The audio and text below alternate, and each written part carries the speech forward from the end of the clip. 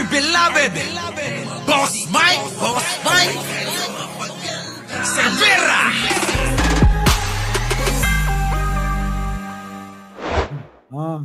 Yung sinasabi na mag-aaklas na inaasahan ni Sara, eto. Nagpahayag ang Armed Forces of the Philippines. In the news, AFP na nawagan na manindigan laban, lakihan ko. In the news, AFP na nawagan na manindigan laban sa mga nagnanais na pagwatak-watakin ang mga Pilipino. Tandaan nyo, eto yan. Binalita ko yan kahapon. Dapat kagabi, live ko to kaso hindi na kinaya ng katawan lupa ko sa dami ng kausap ko. Okay. Ayan, report by DCBB Super Radio. Tandaan nyo, plano talaga kasi umalingaw-ngaw yan. Sabi ko kahapon, 1 linggo. So magdadalawang linggo na ngayon. Magdadalawang linggo, pinaplano na nila yung mga kakampi nila na nabobola nila sa Armed Forces of the Philippines, AFP, at sa PNP. Sa PNP, eto. Yung mga retirado naman, kung retirado na kayo, alam naming nirerespeto kayo ng mga dati nyong mga tauhan. Pakiusap po sa mga kapitapitagang mga opisyal ng PNP na nagretiro na. Mga boss, kung maaari, huwag kayong sumama sa panawagan ni Sara. Kasi mga kababayan, eto yan. Tulad ng sinabi ni Digong, huwag nyong susubukan, masisira ang buhay nyo. Kalma, baby kalma. Huwag mo naman akong bigyan ng dahilan para tabihan ka. Diba mga kababayan, masisira buhay ng mga yan. Buti na lang nagpahayag ang AFP na buo ang kanilang suporta at pananatili kay Pangulong Bongbong Marcos. Ang kanilang katapatan ay binibigay sa ating napakagwapo, mabait, matulungin, at higit sa lahat, maka-Pilipino na Pangulo, Bongbong Marcos. Okay? So, ito na, mga kababayan, sinundan pa yan. Dahil umugong ang balita na yan, mga kababayan, maging yung mga mahuhusay na umasinta pagdating sa usaping politika. Eto, mga kababayan, nagpahayag din si Llamas. Medyo nag-fizzle out, no? Nakita natin yung people power ni ex-human rights lawyer Harry Roques doon sa EDSA Shrine na 5 tao ang dumalo at hindi na ulit, no? So nakikita natin, kaya baka meron silang kinakausap na mas malaking grupo sa trigger na ito. Pero duda ako, dahil kung meron kang trigger na people power o pricing, ang habol mo, kumilos yung military. Duda ako, nakikilos yung military dahil yung military won't support a pro-China political project.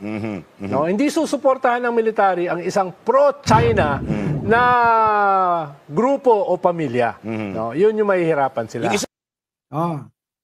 Bye-bye natin, mga kababayan. Kita nyo naman. Sige, ito na. Okay na. Napanood nyo na lang po kasi maraming mga nanonood sa atin. Boss Mike, huwag mong putol-putulin. Gusto naming mabuo muna yung video.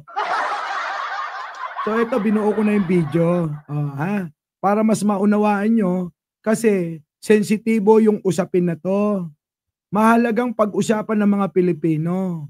Kasi mga kababayan, huwag nating hayaan na mga kapwa Pilipino magpapatayan. Mahirap yan. Hindi makakatulong yan sa pag-unlad ng ating gobyerno. Di ba? Hindi makakatulong yan sa pag-unlad ng ating gobyerno at ng ating bayan. Okay? Pasok. Nakita natin yung maisog. Medyo nag-fizzle out. No? Nakita natin yung people power ni ex-human rights lawyer Harry Roques doon sa EDSA Shrine. Talaga naman. Nakita natin si Harry Roque noon. Nagmamakaawa sa mga ralihista. Ano sabi niya? Huwag kayong umuwi! Maaga pa! May pagkain mamaya! Sige na! Huwag muna kayo umuwi! Natandaan nyo ba yon? Natandaan nyo ba yon? Yung si Roque nung hindi pa tumatakas, ano sabi? Huwag kayong umuwi! Maaga pa! Puta! Yon, isa yon, di ba? Nagrarally sila. Eto pa, gumawa rin sila ng maisog. Abay nilibot pa yung buong mundo para kumuha ng simpatsya. Ha? O ano nangyari sa maisog? Nga. Tapos ngayon nakita. Actually may mga nag-aabang talaga. May mga mangilan-ngilan na nag-aabang talaga. Na ano? Puta, sige. Gawin muna ninyo. Mahirap naman na lumabas kaming mga sundalo pulis dito. Tapos ang ipagtatanggol namin, yung iyong kaibigan, tauhan, chief of staff, na napapabalitang jowa mo lang. Ang hirap naman mag-aklas para sa katulad niya lang. Diba? Oh, gusto mong mag-aklas kami. Yung mga nagrarally, yung mga vlogger lang. Anak ng tinapa, mga kababayan, hindi susuporta ang maraming mga, yung mga adventurer na mga sundalo pulis, opisyal, hindi sasama. Di ba? Hindi sasama. Oh, ngayon mga kababayan, eto, tandaan nyo to. Ang mga sundalo ayaw ng pro-China. Kaya tandaan nyo mga kababayan, pagka ang nanawagan ay pro-China, tablado yan sa ating mga kawal. Ang mga kawal natin nag-iisip yan. Sige, pagpalagay natin na maagaw ni Sara. Sa tingin nyo, papayag ang Amerika na mabalik, mamuno sa Pilipinas, sa ating bansa, pro-China. Oh. Kaya malabo pa sa tinta ng pusit ni Sara. Na mangyari yung iniisip nila. So maliwanag dito mga kababayan, yung ginawa kahapon ni Sara, eksena. Para hindi ma-interview yung kanyang asawa. Ay, sorry. Kasi si Montulpo nakakalito. Di ba? Nakakalito. Nakakalito mga kababayan si Montulpo. Pinamamalita na magjowa yung dalawa. Siyempre, tandaan nyo, pag tumagal yung tauhan ni Sara doon sa Kongreso, magsasalita yun. Baka aminin. Si Tempura, si Nova, si Uishi, si Piatos, at si Sara ay iisa. Oh, kalma. Baby, kalma. Huwag mo naman akong bigyan ng dahilan para tabihan ka.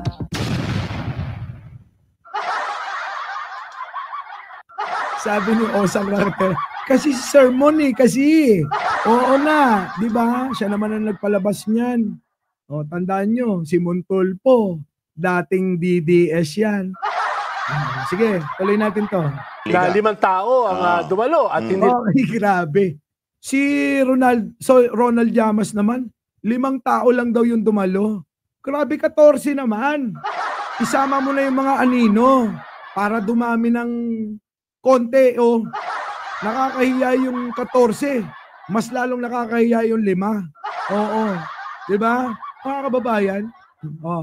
sa EDSA Shrine na 5 tao ang dumalo. At fake news ka dyan. 14 yung 14. 28 kasama Anino. Yan ha, pinarami ko na.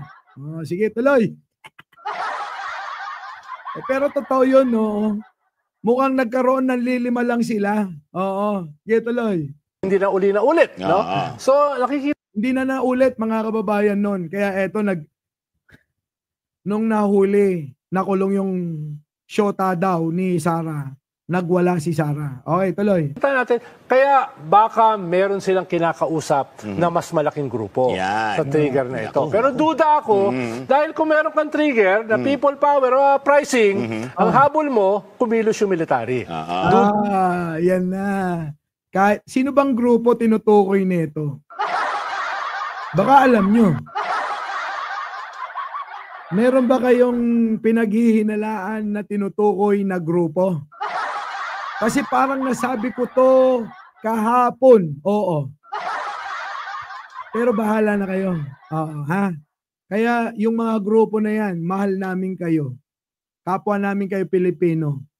Huwag nyong susubukan. Masisira ang buhay nyo. Baka pati ang grupo nyo masira dahil sa pagsuporta nyo sa isang loko-loko. Okay? Sige, tuloy. Ako nakikilos yung military dahil kung meron kang trigger na people power o pricing, ang habol mo, kumilos yung military. Duda ako nakikilos yung military dahil yung military won't support a pro-China political project. Totoo yan, mga kababayan. Ang mga kasundaluhan natin, never susuporta dyan. Dahil nakikita nila pro-China yung mga yan. Diba? Malabo, mga kababayan. Kaya yung mamita, malabo yung sinasabi nila na maaagaw pa nila. Kaya sabi ko nga, sino nakapanood nung aming vlog ni Madam Ellie, ang tanging solusyon sa katahimikan ng bayang ito, hindi yung pananahimik ni Sarah, si Raulo. Ang solusyon, mga kababayan, palitan natin si Sarah sa pagka-vice presidente. Yan lang, mga kababayan, tapos na. Kaya Cheese Escudero, maghanda ka na. Baka sakali, bigla-bigla walang eleksyon, maging vice presidente ka. Kalma. Baby, kalma. Huwag mo naman akong bigyan ng dahilan para tabihan ka. Diba, mga kababayan? Diba? Ano? Sige, tuloy. No, hindi susuportahan ng military ang isang pro-China na grupo o pamilya. No, yun yung mahihirapan sila. Ayan, maliwanag Maliwanag na yan. Yung militar, malabo, sumuporta sa mga pro-China.